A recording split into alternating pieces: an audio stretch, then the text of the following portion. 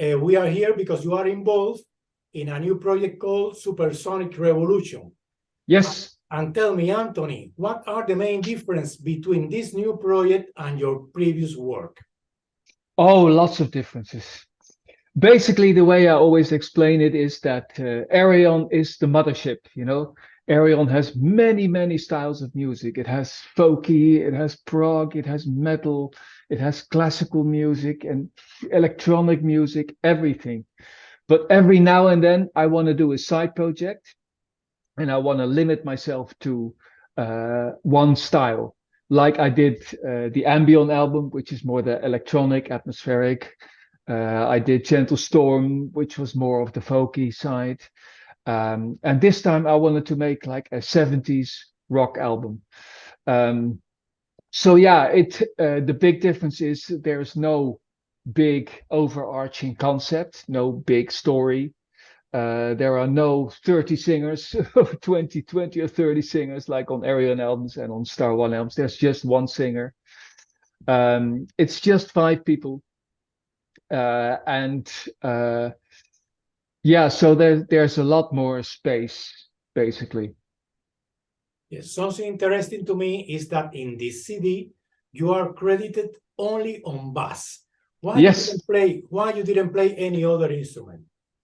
Because these musicians are so great, you know, they're so much better than me that I would feel stupid, you know, playing guitar when I have Timo on the album. You know, he's so much better than me. So these are all people that I really look up to as a musician. They're just technically speaking, they are way better than me. So I limited myself to the bass. And basically, I've played bass on all my albums. You know, ever since the 80s, I played the bass, and I enjoy that very much. And I think I'm pretty good at it. You know, it just feels good. So yeah, I want to leave it up to the professionals. You know. Yes, when you work in Arion, you usually write the music and then you select the singers and some musicians. How you did it on Supersonic Revolution? Well, I was asked by a magazine to record a cover, and they needed it within a week. So I had to find a band, you know, within a week. So I went to WhatsApp and I went to I contacted my favorite musicians. And they all said yes. So within 10 minutes, I had a band together. And I said, let's record a ZZ Top song. And I sent them a demo and they all recorded their parts at home and they sent it to me. And it was all brilliant. It was all so good that the result was great. And then we felt like this wasn't enough, you know, we want more, we want to do more. It was not planned. It was all a very spontaneous idea. And before I knew it, you know, we had 12 new songs. Now that you tell me this, I have a question. Were they the musician you really wanted for this project, or the project was born taking account who are they? They were my first choices. I wanted to limit myself to Dutch people this time, so just people from Holland. But no, the first choices, the first guys, I went to WhatsApp, and like I said, you know, they all loved the idea. But Anthony, I think that if you want a musician in this world, you only need to pick up the phone and say, please come, and they run. So thank you. Yes, I think. Well, it's getting easier, I have to say. When I started with Arion 25 or 30 years ago, I don't know, it's silly long ago. It was hard for me to get famous musicians, you know, because they didn't know who I was. But now, luckily, you know, more people know who I am, and they can check me out on YouTube or whatever, you know, and they can check out my music. So yeah, it's become a lot easier, but it's not like everyone I ask will say yes, you know, because there's still, of course, if I want my real rock heroes like David Gilmour or Robert Plant or Richie Blackmore, you know, they don't know who I am, you know. I'm just some idiot in Holland. So I keep trying to get them, but that's not easy. Yes, and there is an extra situation that now the idols of your youth, now they are 75 or so. That's true. Yes. Yeah, yeah, or they're not there anymore, like Ronnie James Dio. It would have been for me a dream come true to have to work with Ronnie James Dio, and he actually knew who I was. That was great. I met him, and it was funny, of course, because I'm extremely tall and he's very small. So I sat down on a chair, and no, he knew who I was, and he even told me that he did the Magica concept album because he was inspired by what I did with Arion. So that's that's goosebumps for me. I'm going to talk and ask about the musician. Sure. Because the keyboard player is Jos van der Broek, who has been working with you for many years. Oh, yeah. Yes, does he like the idea, or you need to convince him that now this will be different? I never need to convince Joost, he will always be there for me, and I will always be there for him. We are so much the same, and the cool thing is we are different at good things, at different things. So what I'm not good at, he's good at, and what he's not good at, I'm good at. So we really supplement each other. So no, I did not have to convince him at all. He loved the idea immediately from the beginning. And of course, this is an album where he can shine. There's lots of Hammond there. There's like one or two Hammond solos in all the songs. So it's a chance for him to show off what he can do. Good point. He plays an important role in the music in this band. Did you work together, or you leave him to create the sound, the solos, and the rest of the keys? Absolutely. I told all the musicians I will show you what I have in mind, but please make it your own. Please do your own thing. And if you want to change completely what I had, that's fine. If it's better, then the song will get better. So they all had a lot of freedom. Did you previously work with Timo Sommers? He played a solo. The first time I worked with him, he played a solo on the Gentle Storm album. And the second time I worked with him was that he played a solo on the last Star One album, Revel in Time. And I've actually been in a band for many years in the 80s with his father, who was a great guitar player. Unfortunately, he died. But he was I thought he was the best guitar player in Holland, but then his son, Timo, he's even better than that. So it was cool for me, to work with him. There is something good in the music, Anthony, that is just plays the keys like in the early 70s. However, Timo didn't play the guitar like in the early 70s. No. I think that he plays more like in the late 70s. Absolutely. In the style. And tell me how this was created.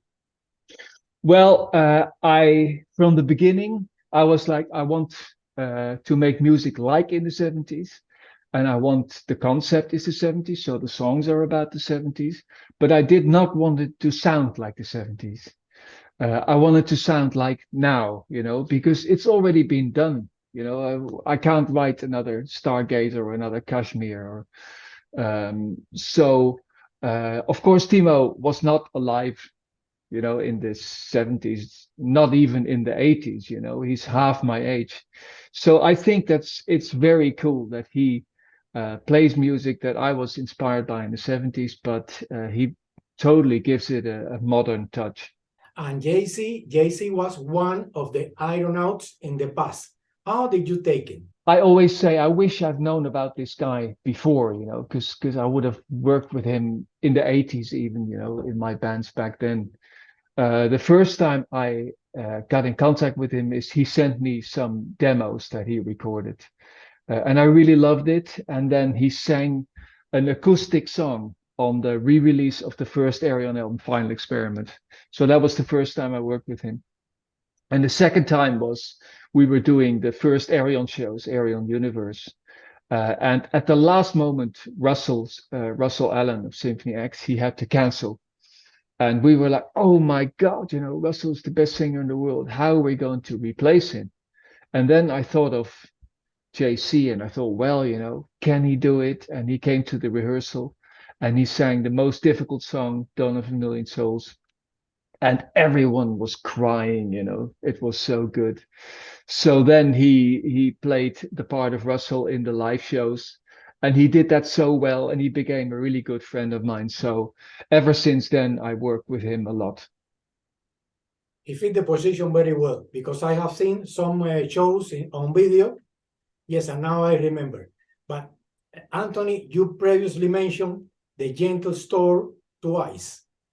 And this is because I remember that the Gentle Store to me was really, really, really a beautiful CD, beautiful music. Cool, thank you. Yes, and tell me, Anthony, didn't you think to get in the band a woman like Anneke van Giersbergen, taking account that she made Boer, a band like this is strong, not the 70s, but very strong? You didn't think on it? I would love to work with Anneke again, because I totally agree with you. She's the best, and all the live shows I will do, Anneke will always be there, I will always, even on the theater equation, she didn't play on the Human Equation, but I found a part for her. She sang the part of Michael Akerveld. So yeah, everything I do, I will involve Anneke. But yeah, this album, I wanted it to be JC's album, I think he's such a great singer, and obviously we both share the love of singers like Ronnie James Dio. So on this album, I really wanted to show off the talent of the musicians. Don't say anything, but I'm in love of Anneke.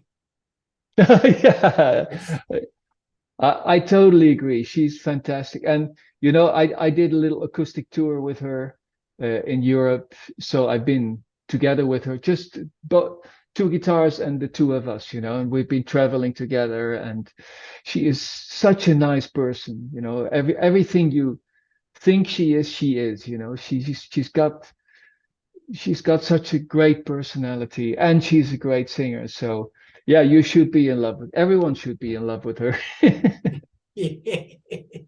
Yes. So the last in line is Koen Herf. Yes. Koen Herf. Can you imagine that a journalist asked about the biggest musician and didn't ask you about Koen, who is one of the best Holland drummers? And I was glad to see him in this CD. Did you work previously with him, or how did you meet him? I didn't know him that well, but I was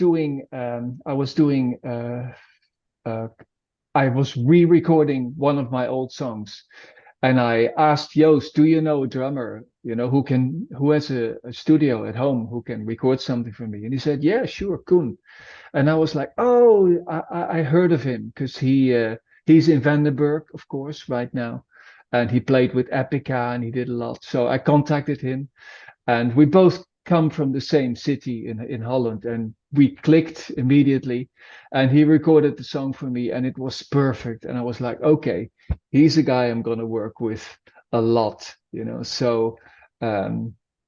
so yeah, he recorded everything on his own, and he's such a musical drummer, of course he has the power, he has the groove. So yeah, I'll be working with him a lot. We have a joke. We're gonna record 100 songs together. We won't be happy until we record 100 songs together. So yes, keep it for the future. I remember that he has recorded 2 solo CDs.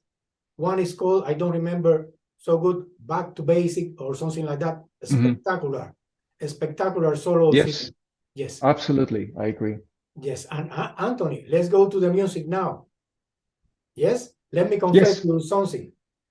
Starting from the single, The Glam Attack, that is the first song. When I read the song, The Glam Attack, I think of something for outer space. Yes, but when I check, because you are always into the science fiction. Right. Yes, yes, I think it was a good selection as a single, because even when this is not a concept album, there is a story. I will say history than story. Yeah, true. To me it's history. Because it's history. when I listen 71, 4 London lads. Yeah. I can imagine maybe you took the write the song thinking of another group, but maybe you write it thinking on T-Rex, but maybe I thought on the Sweet. It's a Sweet, yes, very good. Is the Sweet? Yeah, with Brian Connolly and yeah. Tell me, what inspired you for these lyrics? I really the glam rock of the early 70s, 71, with T-Rex and Slade and Alice Cooper, David Bowie, the Sweet. It made me want to become a musician. Because I was, in the 60s, I was already listening to the music like the Beatles and stuff like that. But when I heard glam and I heard Electric Borea by T-Rex, and I heard, all this great singles that the Sweet released, like the 16s, and funny and everything. That's what I wanted. Then I realized I want to be in the band too, because it was so exciting. It was crazy, and all the makeup and all the, Alice Cooper with his snakes and his guillotines, and it was just more than music. And it was my biggest inspiration to become a musician myself. And when I listen the golden age of music, let me tell you, the day I checked the CD and I prepared the question, 30 minutes later, I read the news that the golden age of music was released on video. Wow! Oh, cool. Yes, and the golden age of music is the story of the 70s. It's yes. Now, the boys are back in town. If where the word, the Supersonic revolution appears. Did you take the name of the band or the song, or vice versa? Vice versa. The song was first. Yeah, because the band was first called Arjen Lucassen Federation, because I had to come up with a name really fast. But the abbreviation of Arjen Lucassen Federation is ELF, and it's cool when it's alien life form, but ELF is a little hand puppet. I don't know if you know the show. Yes. So people didn't take it serious. They were all laughing, and that can't be the name, So I thought, naming your band after a hand puppet is maybe a bit too cheesy. So I had to come up with a new name, and then I took it from the lyrics. Something really beautiful is that you play in the lyrics with some ideas or characters that were famous in the 70s. For example, Rise of the Starman is one of the most evident. However, you declare that you didn't understood, or you didn't enjoy the story of Ziggy Stardust. Please tell me about it. Well, it's a bit unclear, I think he wanted to do a concept album, but not really, It's a bit like the Beatles did Sgt. Pepper's Lonely Hearts Club Band. They started as a concept album, but at some point they just, they gave up the idea. So I never really understood the story of Ziggy Stardust, and my song Rise of the Star Man basically tries to explain what's happening. I'm not sure if David Bowie would agree with me, but it's my view of the story of Ziggy Stardust. But this CD is not only an homage to the glam years. The sound of several songs are like the Deep Purple widest sound of the early 70s. How did you conceive the sound? Did you live just, and this is the band, or you have an idea about this? I have very much had an idea. I wanted to limit myself to just one guitar in the middle. So if you listen to all my albums, it's guitar wall, there's guitar left, guitar right, guitar in the middle. But this time I just wanted one guitar, basically like Van Halen did. It was always one guitar. And also that leaves a lot of room for the Hammond, because the Hammond is going through this Leslie speaker, which is very stereo, this wide sound. So you have one guitar in the middle, and you have the Hammond giving in the stereo spectrum. And I wanted the album to sound as if it was played live, you know, like the old albums, like Made in Japan of Deep Purple. You know, it was really a band playing. So, for instance, if the guitar plays a solo, you will not hear a rhythm guitar. You know, it's all very honest. I wanted it to sound very honest. It's time to talk about Deep Purple, but first, there was an idea in that I explained 2 minutes or 5 minutes ago that I would like that you tell me. I tell you that I consider that more than a story is history, the CD. How can you see the CD? The music in general. Totally, it's my history, you know. It's about all those things. It's like you said, it's not just about music. Um, it's also about Steven Spielberg, for instance, you know, or it's also about the fight between Frazier and Muhammad Ali, and it's also about Hypnosis, who is my favorite art designer of all time. So yeah, for me, this is history, you know, which is cool because I didn't have to think about it, you know. I was there, so I just had to write it down. It was easy. So let me tell you that I'm also member for this magazine, great. Hash magazine. Cool. Yes, I work for this magazine also. It's the magazine of the Spanish Deep Purple. I did an interview with Luis. Yes. With Luis Delgado. Luis Delgado, yes. Yeah. For Hush magazine, and he was very excited about the album and all the Deep Purple references. Yes, yes. So I also enjoy your point of view about the story, but in this case, in the song, the story of Smoke on the Water that inspired you to write Burn It Down. How did you face this part of the story when some stupid with a flare gun burned the place to the ground? It's my favorite lyric ever. I'm so proud of that one.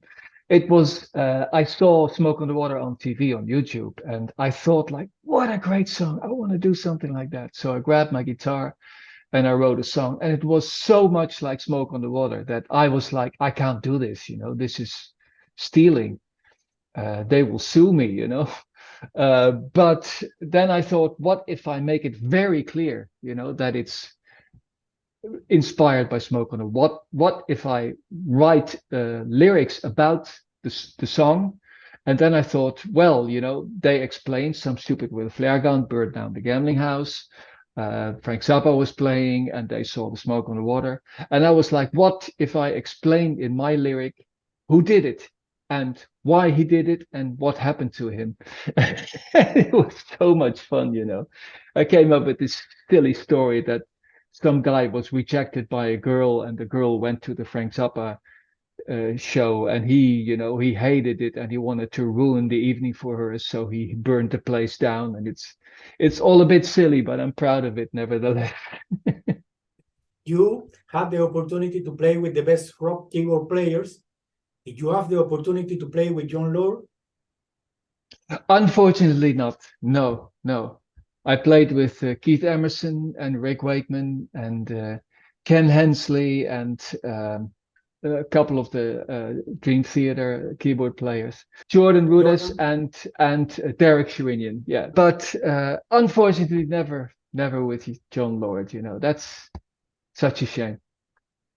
Yes, and tell me, what have you learned from people like Keith Emerson or Rick Wakeman or Ken Hensley? Mostly sound. That's why I like these keyboard players, like Ken Hensley. He's not a technical keyboard player, you know, but his sound of the Hammond, you know, and the Leslie, it's so incredibly cool. And when he sent me, you know, what he recorded, I was like, oh my God, how did you do that, you know? And same Keith Emerson, I think, had the best sounds in the world. And I asked him to, he played a solo for me. I asked him to play it on the big Moog modular where he played the solo in Lucky Man. You know, for me, sounds are more important than if someone plays fast or technical or whatever. And the same goes for Rick Wakeman, you know, with the Mini Moog and the Mellotron and stuff like that.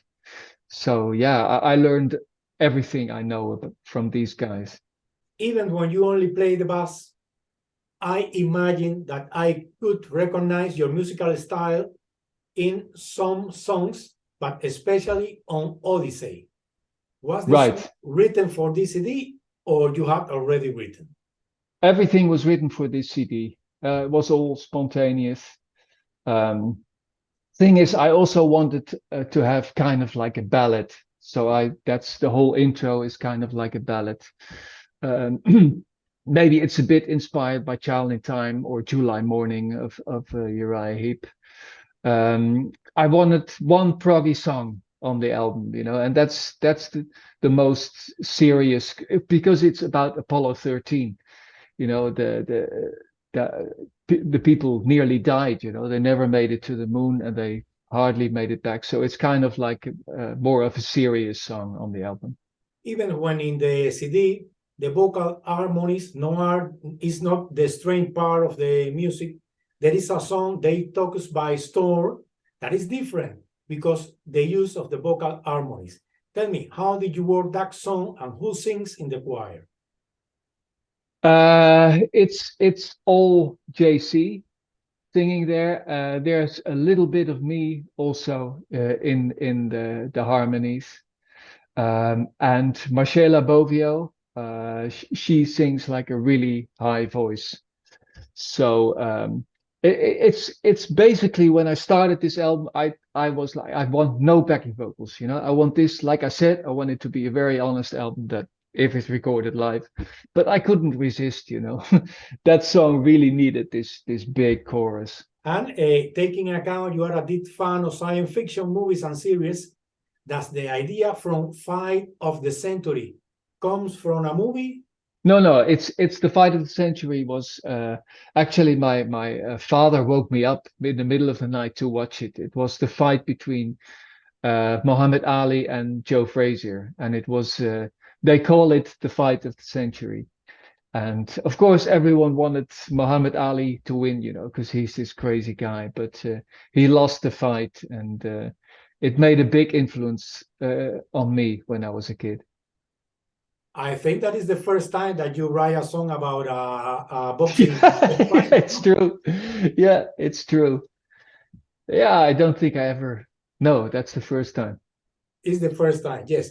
So now we are going to talk about the covers. For example, the story of Supersonic Revolution began with Eric on the X, the CC Top original. You respect the basic song, even the first drum 1, 2, 3, 4. However, yes. However, this song sounds more complex than the original. Yes. How can you make things like this? Well, when I do a cover, I have two rules. One, I don't want to cover a song that's been covered 100 times, you know, or millions of times. So I always Google how many times has this been covered, and Heard on the X wasn't covered that much. And my second rule is I want to make it very different from the original. So basically that's a challenge, you know. It's a very simple boogie song, but yeah, I want to make it my own, and I want to make a different version so people won't compare. If you make the same version, people will always compare to the original, and the original will always be better. Anthony, we were talking about fantasy and how did you change a little. But first, I never imagined that you would like a song like fantasy. Tell me, why did you take it? Well, you know, I used to go to the disco, but not for the music. I hated the music. I just went there because the pretty girls were at the disco, you know, and not in the rock clubs. But secretly, you know, I always liked that song. I just didn't like the voices, you know. It was these little falsetto voices, and I didn't like the. Anyway, I really liked the song, the composition.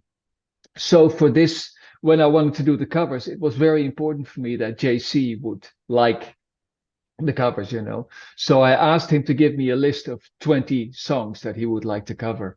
And I made a list too. And we both had fantasy on there.